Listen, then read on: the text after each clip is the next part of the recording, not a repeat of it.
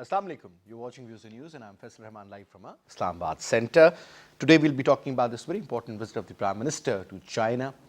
This particular visit is important for various reasons. First, we'll be talking about the CPEC issues, as the Prime Minister has said that he's going to clear all the bottlenecks, primarily what we are facing at the moment. There are issues since there is a financial crunch in Pakistan.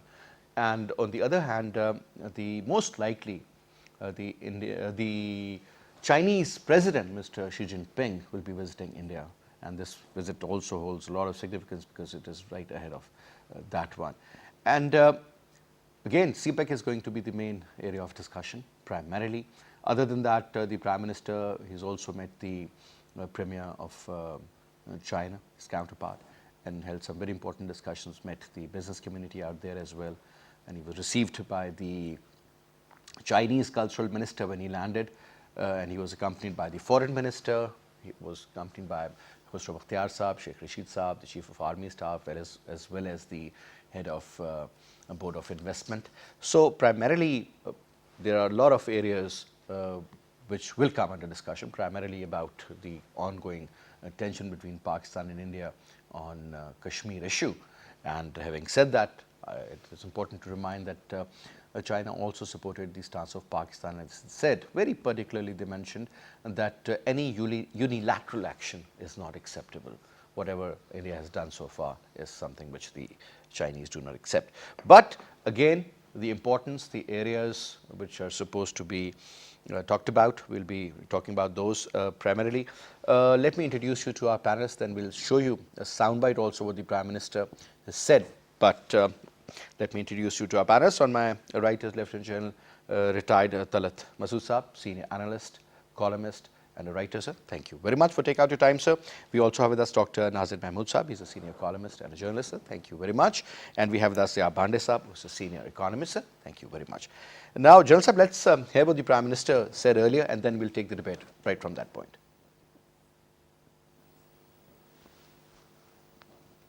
To talk to the Chinese investors, this is the time to come to our country. And from me, as the Prime Minister, I can assure you that the Prime Minister's office will be dealing with all the major investors in our country.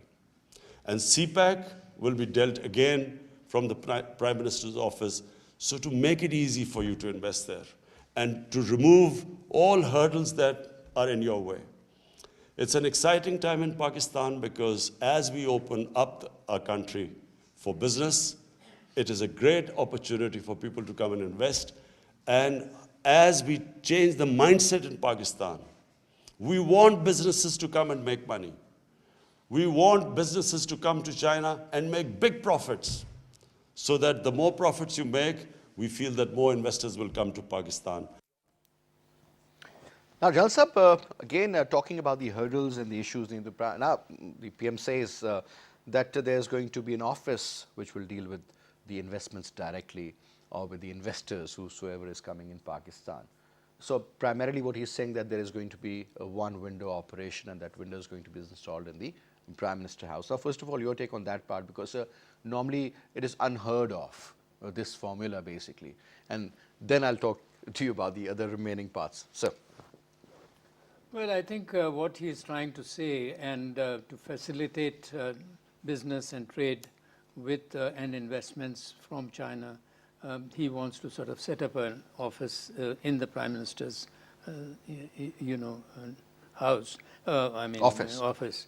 But I think, in a way, he wants to also oversee, and he wants to tell the Chinese that the level of importance that he wants to give, the priority that he wants to give to the Chinese investment. And he also sort of, in a way, tries to attract them by saying that, you are most welcome to sort of make as much profit as you want, because after all, the whole motive of investment is profit. But obviously what he means is profit in the right sense and all that. But my view is, and my little experience in life is, that this over-centralization of everything, and to think that the Prime Minister's office is the answer to the problems of cutting bureaucratic red tape sometimes does not work. In fact, it has just the opposite effect, because there are so many things that are happening in the Prime Minister's office. And what does it really mean by saying that I will have it in my office or directly under my control? Maybe direct supervision, that's what you earlier mentioned about. Yeah. So what I'm saying is that the Prime Minister has so much to do, and so what I think is that whereas there should be a supervision by the Prime Minister, there should be, he's very right in giving it the highest priority.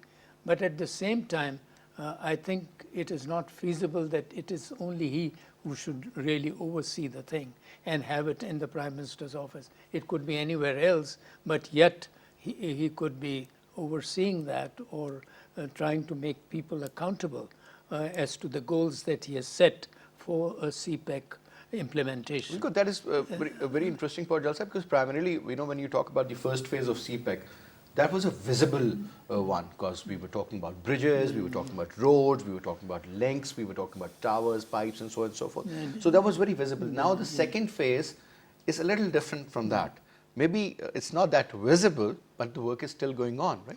But sir, moving on to you, sir. Now, primarily when you talk about the bottlenecks or the hurdles or the issues faced by not only the foreign investors, by even the local investors, number one, it's about, we do understand the financial crunches there in Pakistan, and the rate of return is different as compared to what sort of money you pay when you take loan from the banks, and then considering the current circumstances which are prevailing, I mean, not very conducive, and I don't think you can make a proper financial statement. I mean, if you have to return that money, I mean, it's going to be a problem. So primarily, number one is the financial crunch. Number two is the attitude of the bureaucrats. Now, moving that particular office from XYZ place to the PM's office means that the direct supervision primarily, and then again something which is getting centralized also. Do you think that is going to serve the purpose, sir? Because for this particular reason, I still remember, let me quote Shahrukh Aziz Saab, General Musharraf, they used to talk about one window operation even then, and I'm talking about 2004-05. It's been almost 15-16 years, and that one window, we are still looking for that, sir. Yes, so that means bottlenecks are definitely there, and probably Prime Minister wanted to convey this message to the Chinese authorities that he himself will be trying to remove those bottlenecks. And I am glad you reminded about this Shahrukh Aziz period. I remember distinctly, precisely in 2004 and 5, when they wanted to start construction of Gwadar International Airport, and it has been 15 years now. And after every 5 years, it comes up and they say, now we are going to start, and it has been 15 years, and this Gwadar International Airport is nowhere in sight. So, of course, there were Let the investors do the job the way they have done it in Sialkot. Yes. I mean, that is the option then.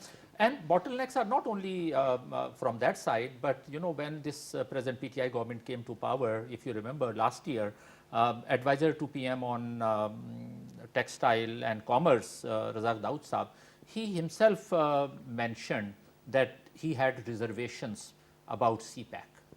Now that sent a wrong signal. And it has been 1 year, after that, there have been rumors, though it is not very transparent, we don't know how slower CPEC was going, but after that, we know that somehow CPEC was not in the focus as it is used to be. And 1 year has passed, and we know that probably in this 1 year time, Pakistan present government tried to become closer with United States. So this has an international dimension to it also. But after 1 year, when we realized that, America as usual, it is fickle, it is unpredictable, they promise, but they don't do. So this is the third visit of the PM to China. Since he took office. Yes, the last one was in April, when this Belt and Road Initiative was being removed, and there was reviewed, and heads of state and government from various countries participated in that. So coming back to the bottlenecks, what are the bottlenecks now?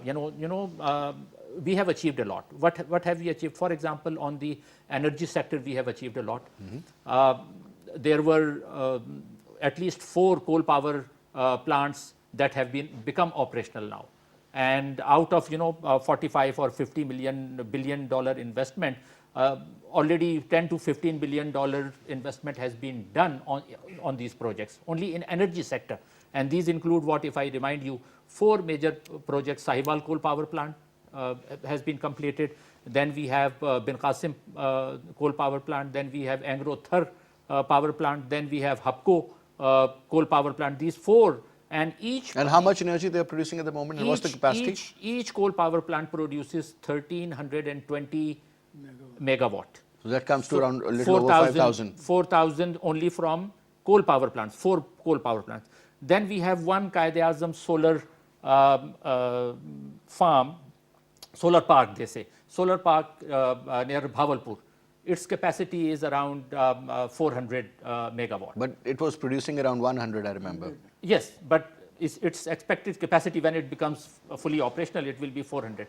And then we have 4 or 5 solar wind farms also.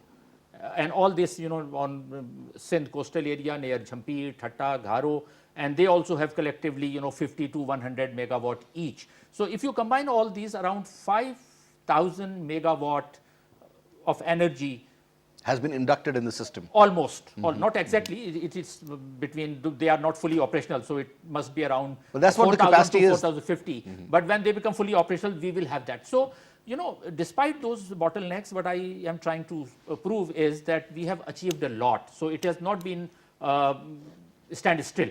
This is one. So where are projects at standstill? For example, ML1 project, Main Line 1. This is around 1900 kilometer railway line from Karachi to Peshawar. Sheikh Saab is a part of the delegation. Let's see what he does there. Yes, I hope something positive comes out of it. So there has been no progress during the last 5 years on that front because it is a huge investment, right? And mind you, this ML1 is so important for Pakistan. Most of this main line was laid from 1860 to 1900. And after that, there has not been any improvement in that. This is mostly, it is single track. We need to do it double track right now. And there is an issue of gauge also. That's what gauge also, and the speed right now. What is the speed? Average speed? It is just between 60 kilometers to 100 kilometers per hour. That is our average speed. Which is too slow. Which is too slow, and that is was meant for 1900th century. They can't run. We're still stuck there, I guess. Yes, and if this mainline improvement project completes, let's say in five years' time, then they are expecting that the train speed will be around 150 or 160 kilometers per hour. Double. Yes. So that is the second bottleneck. The third bottleneck that we have is the Bunji power project in Gilgit, near Gilgit, 80 kilometers from Gilgit. Now, again, in 2009, initial estimates and memorandum of understandings were initiated in 2009. It has been 10 years. But that Bunji power project... It's not still operational? No, they have not even started it. They are just and what's the reason for that? Feasibility. And what's the reason for that? Lack of funds or... bottlenecks, maybe bureaucratic bottlenecks, or maybe because it needs huge investment. It's a big investment. It will be one of the largest. So can't we privatize such projects? I mean, for example, if there is a project from China, or they want to pool in, let's say, 50% amount, instead that a government should put in the rest, why not the private sector should come forward and be a part of the deal? Do you think that could be the... Good question. But the answer to that is, if this recent 5 years are any guide... If things are stuck for 10 years, what's the point? In private sector in Pakistan... Look at the depreciation cost and so many other factors. I mean... The capacity is limited. Why these power projects have been successful and completed? Because the investment was low. Bunji power project and ML1 project, we are talking about not million, but billions of dollars there. So that's why without government intervention, this ML1 line cannot be double tracked with just private intervention. No, Bande Saab, I don't know how many shows we have done on CPEC. Countless. But to be very honest, I mean, yes, the visible projects we always spoke about. We have talked about the bridges and the beautiful infrastructure the Chinese are developing, the kind of energy projects earlier Dr. Saab was telling about. Now, sir, where is the result? I mean, we always heard from Nawaz Sharif Saab, from Zardari Saab, that this is going to be a game changer. So, I mean, if you think that 45 minutes of the first half, they are gone, the rest 45, I mean, should we expect that that the game is going to change somewhere in the region, sir? Okay, coming back to your initial part, which you talked about, that Prime Minister want to make the PM office as a center. I just want, he is in China, I just want him to go around in China and see that who are in the forefront of attracting investment of around $200 billion plus in China every year. Who's responsible? Is Mr. Xi Jinping sitting in Beijing? No, sir. And making a center and calling people to come and talk to him? No, The sir. private sector is doing that, sir. The point is this, in China, it is basically the cities which are driving it. Brookings Institute is doing a survey of about 300 macro economies in the world who are driving bulk of the investment and creating most of the job. In 2012, there were 48 Chinese cities in that list in 2012. And after 4 years, when they did that survey again in 2016, that number rose to 103. Almost It's a double, more 55, than that. yeah. 55 cities more have come into it. Now that's a method in the madness. I mean to say, as a Prime Minister, how many working hours you have? Not more than 24 if you don't sleep. I mean to say, how many working hours? And if somebody is stuck in Bhavalpur, what can Prime Minister can do? Till the time the XCN over there or the DC over there or whoever the person, utility guys over there, they have to do on the ground. Do you think in Guangzhou, if Can you anything, meet all the requirements? I mean, Guangzhou and everything goes wrong, the guy is to go and run to Beijing to get his issue resolved? It doesn't work in real world like that. As you are talking about these things, that nothing is happening. That's the crux. That's why nothing is happening. Because you think that you are the Faisalabad Ghantaghar, everything revolves around you. Everyone has to come here and get the things done. It is not like that. do you think merger of two banks, for example, the largest bank of Pakistan and one of the biggest banks of China, they merge together and they have open branches and they can operate together. And for example, if I want to do something in my farm, somewhere in Saiwa, let's suppose, and I want a certain amount of money, and then don't you think, I mean, I'm just giving you an idea that these two banks, as said, they're looking after the finances, everything, and they have that system. I mean, they can use that outlet as a very important mean to reach people, also to convey ideas and to make them come forward and present theirs if they have any. China has invested last year $125 billion worldwide. Pakistan has got about $1.2, $1.3 billion.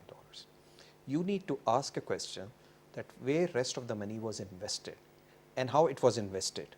Has anybody in this country, if you really want to go and want to become You need to understand the market, sir. What's colony happening of around you. China, even for that matter, have anybody studied that what are the demographics of that $125 billion?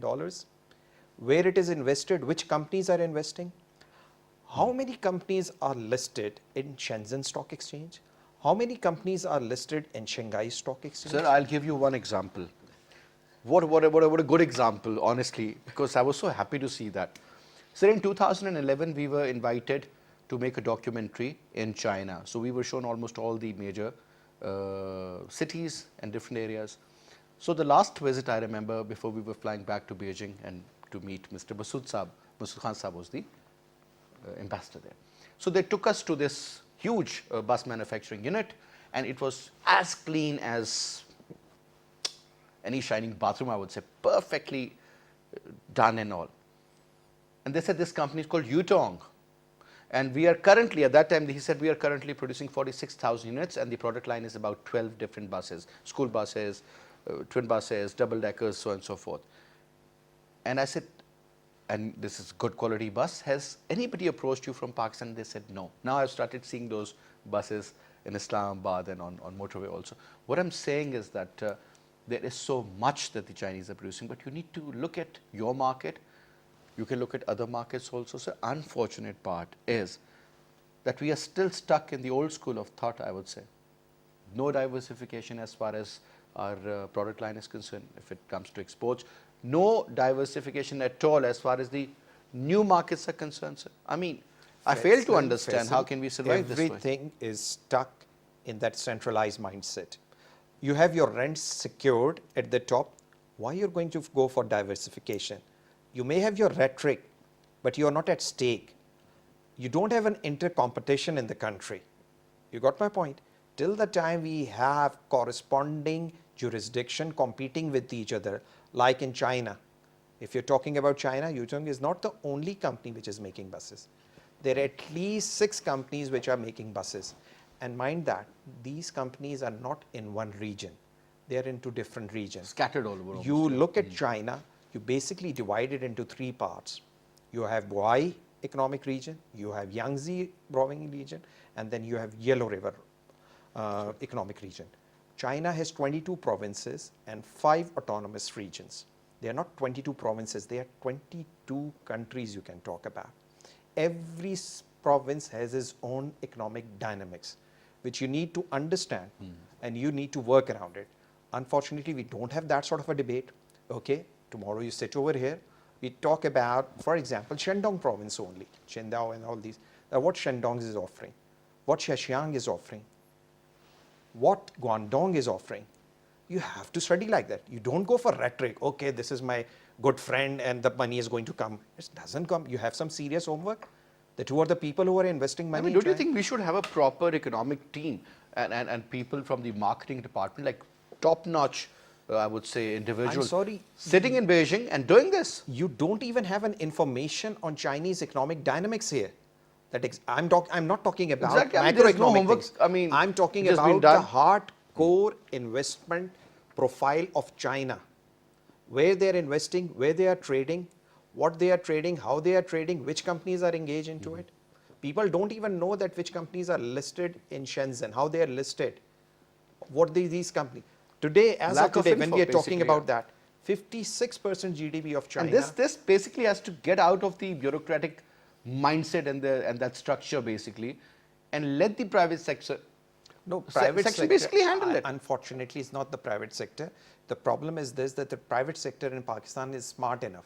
They know this is a centralized structure, so we have to work with the bureaucracy But don't and you make our think, rents. sir, they're not complementing each other? There seems to Obviously. be a direct conflict, Exactly, that's unfortunately. Till the time you don't have that political process where power devolves things around. We have more. I got your competitive point. edge. I totally. Otherwise, you are not going. You're just talking in circles. General Sahab, economics is it's a wide subject and there are so many different dimensions to it. And when it comes to China, which is going to be the #1 economic giant, I mean, very soon. Pakistan being a country of 22 crore, 222 or maybe 223 million, I don't know. We haven't done much, sir. People are talking about valuation, human capital, so many. I was reading a survey in which they said that those kids who are born now and in schools at the moment, when they will graduate, 65% of them will be doing jobs which do not even exist now. Just imagine. So we are either focusing on the education just to get 16 years or whatever, but we are not working on skills. Now that is the major, I think, one of the area where the problem earlier existed, even it still exists now. The level of competence which the Chinese have versus the level of competence, and then the engagement, and then, together you bear the fruit. Don't you think, sir, this is the time that we need to not only focus on one side, but there are multiple areas where the Prime Minister really need to work on war footing, sir? Human development. Of course, human development is extremely important, and this is one area in which we have really neglected human development. And human development, as you were referring to, it's of course education, then the quality of education, what type of education you want, how much of technology, how it is changing, rapidly changing, generational changes of technology taking place in one's life, actually maybe 3 to 4 times, maybe sometimes 5 times, the technology changes whilst you are still alive. So, we have to cater for all that.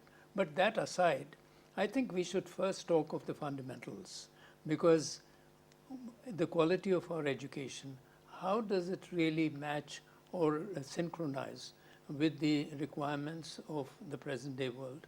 How does it synchronize with the type of economy that we want to have? So, and how does it really compete with different other countries. You know, countries like Japan and South Korea and others have given so much of importance to education. And it is because of that that they have transformed their country, you know, dramatically. So I think that's one of the major areas which need, of course, focus. And our political parties, our leadership, I think has to really focus on that. And then not only education, but the right type of education, a mix of sort of scientific as well as arts and all that. So that is one area in which we are very much areas where you can enhance the skills. I mean, you want then, to have good welders, good technical people, those who can understand the mechanics. Jalal Sahab, today I was watching a report on the CGT in the Chinese channel, and they were showing a very interesting report. They said currently, because of CPEC, there are more than 60,000 jobs which have been created in Pakistan. By the end of 2030, within the next, say, 10 years, 700,000 more jobs will be created. So you're talking about just multiply with 6 or maybe 7 and look at the household we were talking about. And then onwards, it's going to be a different ball. But obviously, short term, and then you have to look at it from the medium term perspective and the long term.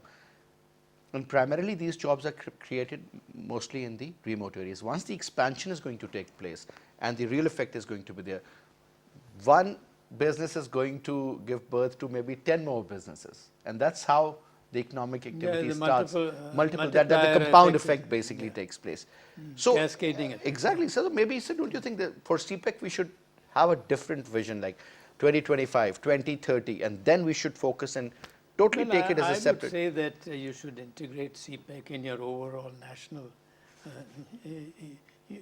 scheme of things, in the sense that you can't really look at CPEC as a sort of a separate box. I think you should look at CPEC in the overall national context, because it is not only CPEC that really matters. It is also. But what about the debts and the terms and the conditions which were earlier what I'm set? trying to say is that you need you have to repay that money too. You need to develop your educational system. You need to develop your infrastructure, not just because of CPEC, but also because of the development of the country itself. Whereas, of course, CPEC has a great importance because CPEC is acting as an accelerator, as a catalyst for Pakistan's development. But this does not mean that you should only focus on CPEC and nothing else. And you actually, when you develop Pakistan in an overall context, it would definitely facilitate CPEC as well. And there are problems which are particular and pertinent to CPEC alone. Those need to be addressed separately, and for that we have a very major arrangement. Of course, it had gone very slack, and I think now they are trying to sort of put life into it, inject life into it. And one of the things that, the Prime Minister, what we were discussing earlier is that, I will have it in my office and I will oversee and all that.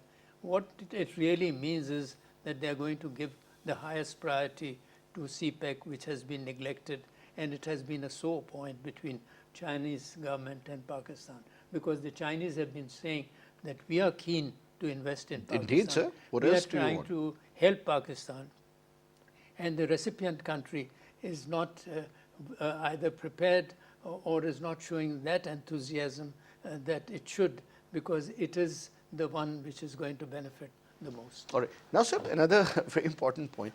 I mean, when you talk about energy, the whole world is going green now. You go to Scandinavia, sir, you'll see the windmills basically. You will see 58% of the cars in Oslo, they're all electric, not hybrid, electric cars. And in Germany, they say that within the next 10 years, no car on fossil fuel will be on road. So this is what the approach is. Over here, sir, we are picking up the old Chinese,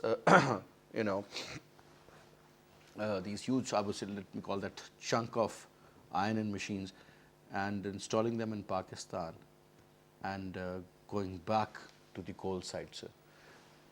Whereas the entire world is moving in a different direction. So remember, environment is the number one area which was the focus of discussion in this UNGA and otherwise also. If you remember, sir, the carpet industry of Pakistan suffered a lot because the children were a part of that when whatever your weaving process. So now, don't you think in the future they might come up with another plan that, you know, countries using green energy, like they facilitate you in every aspect, like electric car can get away, you can park it without paying the money, no taxes or maybe less taxes, no custom duty or so and so forth. Do you think this is going to happen at some stage, and then you realize, this half of the 50% which we are generating is on coal, and it will take another 55 years to move back to the basics? Don't you think we should have a plan for that also, sir? I think this is a very important point, and ideally the government of Pakistan, this one and the previous one, while they were negotiating CPEC and energy projects, they should have thought about it and they should have insisted. Have they thought about it? I mean, the reality shows, as I mentioned earlier also, the reality shows that, you know, That most was- of the this is projects, what they we had used to- either coal power projects, almost 4,000 megawatts they are getting from, they are planning to get from coal fired plants. And then 2 more nuclear energy plants near Karachi are also being built, if you remember, and that is very dangerous also. And we have been raising voice against that also, because Karachi is a city of 20 million people, and if you have that nuclear power plant there, and if history is any guide like Fukushima and Chernobyl, anything can happen in Pakistan. So Fukushima. So, you know, these are the things, I'm glad you pointed that out. Our government and decision makers should have thought about it, and still it's not too late. Now, if they are there in China and they are negotiating new projects, they should focus more on, as you said, green clean and projects. renewable energy. We have a wind Sir, corridor. we have heard that, you know, the coastal highway, from that Karachi. 1,000 km, you can practically produce 50,000 megawatts Yes. through wind. Yes. And you can produce that in the night, in the day, And we have and you can such- store it and you can give it back to the system also if Yes. you want. And we have this wind corridor right from Badin and Thatta to Jivni in Balochistan. It's such a long coastal area, and they should have focused on that. And I think it's still too late, because we need more energy, and probably our requirements will be around 40,000 megawatt very soon. So in that we will be needing more energy. So you are very right that probably when they are in China, they should be focusing more on renewable energy. Alternate energy resource. Yes, alternate energy. Now, Bandisab, before I move on to the political side, because that is also very important, the expectations versus the reality. Because of the way we were told about CPEC, I mean, it is going to affect 3 billion people, I still remember. And I was like, 3 billion? Okay. Then I then circled and I said, okay, fine. Indians, Pakistanis, Chinese and all. And so many other people, you know, if you look at the OBOR as an overall. And this is what is going to happen. And we always spoke about it like everything was hunky-dory. Never thought about the technical aspect, because there's going to be a geopolitical aspect. There is going to be some traditional rivalry also, and then the regional issues as well, you know, West versus the East, and that kind of a formula. CPEC, sir, is it under threat? From the opponents? I don't think so. And there is any threat like that. Americans and Indians, they very categorically mentioned that. Sir. No. When you're talking about that, what is CPEC? First, you have to define it. No? That's No, a corridor. not OBOR, and then CPEC is a part of it. That's fine. That's BRI, fine. let's put it that way. The point we are trying to make, as General Saab is also, and everybody, the esteemed panelists have been talking about it, don't put all your eggs in one basket. Okay? China is not your daddy who is going to take care of you. Okay? You are an adult, you should be a self-confident nation, and you have to talk to the world on their own terms also. All weather and time tested, sweeter, deeper, higher. Okay? Then that's not Honestly. the real politic world works in the world. Okay? So what is important for us as a country also, that this world is made up of about 196 countries. Okay? The total volume of trade in the world is about $19 trillion. Okay? Total foreign direct investment which took place is about $1.6 trillion. Now, they are the numbers which we are talking about. Now, China is not generating all these numbers. People are not all the countries are only trading with China. Yes, China is the largest exporter in the world. That's fine. We are There not is the so only- much going on. So much people are Yes. working around. 16%, I believe. Huh? Yes, sir. So what is important for us to understand when you're talking about it? CPEC is for Pakistan. Pakistan is not for CPEC. Okay? CPEC remains or doesn't remain. Pakistan will remain over here. That is more important for us to understand. And what is important that we have to strategize accordingly with the interest of the country first. We need to see for that. Yeah, that's the most important. And You have told us that, okay, first phase was good, everything was optics, you were seeing tangible things. Now what about the second phase? Reality bites. Chinese, I am telling you, I'm talking in figures, I don't talk in rhetoric. Okay? Chinese have invested money, they have invested money in Africa, they have invested money in Latin America, they have invested money in ASEAN, much more. oh yes, So you need to see that why they are investing money. Because there they are making money. Do a country which is under FATF threat, which is basically banking on 3 votes to remain outside blacklist. I am a Chinese, I mean to say manufacturer, How do you look at it? Yeah. sitting LED manufacturer, sitting in Shenzhen, and you tell me come in Pakistan, it is a 200 million people, a big I understand, a middle class, invest your money, sweet money over here. Will I invest my money here or in Vietnam, which is you have growing got at a an trillion exponential options right under your fingers, sir. Exactly. That's what you need to do. So you need to I understand you are got your point. competing not Absolutely. with Xi Jinping attention. You are basically Exactly. fighting Engage for the the people, attention engage- at the Shenzhen side, I got at it. Ningbo, at Xinjiang, at Nanjing. They are the people who are That's what investing exactly money. I'm saying, sir. And look And for you new are markets. just going be and creative, meeting be these innovative, sell something which, or create a need, create a niche, create brands. That's how you. But I mean, there's a long debate again. But just the last 2 minutes, quick comments, sir, regarding the visit of the Chief of Army Staff, also along with the Prime Minister, and obviously Kashmir issue is going to be discussed with the President Xi Jinping, and right before his visit to India, if he goes, how do you see that part, sir? Well, I think that's also very important because China has got also reasonably good relations with India. They've got huge investment. Both the countries have a very strong, commercial and economic relationship. Although there may be strategic rivals, but they are very deeply sort of knitted together as far as the economy is concerned. That is one aspect. Then, of course, the Chinese influence is very much there. So when China goes and speaks to, it's quite possible that it might have a salutary effect on India-Pakistan relations, and they might take a message from Imran Khan to Prime Minister Modi and vice versa, bring back a message from there. And so I think that would be definitely helpful, because China is interested that India and Pakistan's relation should be such that they should not be as inimical like this, what they are at the present moment, because unless you have peace and stability in the region, it's very difficult to sort of prosper and progress. So for investment point of view, from every angle, the Chinese are interested in peace in this region. So I think they will contribute as much as they can. And the they have security. Pakistan has said that it is our duty. We'll make it show that every Chinese is safe, and this project takes off really well. Yeah, that's another. So the surety given to the Chinese. Yeah. So that is, and we have deployed thousands of troops in order to secure under the command to of the ensure 2 stars, the safety sir, of these yes. people. So that is another thing. Although, and of course, they are operating in areas which are relatively insecure. That is the Balochistan area, and there are enemies which want to disrupt CPEC and also want to sort of threaten the Chinese interests in Pakistan.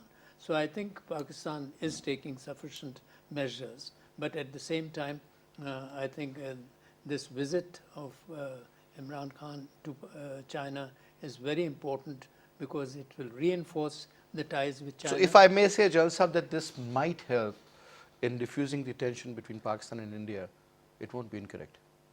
Well, to I some think extent, it could, and it might act as a facilitator. I think the persuasive role of China, it might dampen, if there is any, would play I a very think it vital would role. dampen the enmity between All right. the two. All right, Jalal Sahab, thank you very much, sir. It was a pleasure, Dr. Saab. Sahab, thank you so much for your participation. That's all we have for this hour. I'll see you again tomorrow at 8 till then. Good care. Khuda Hafiz.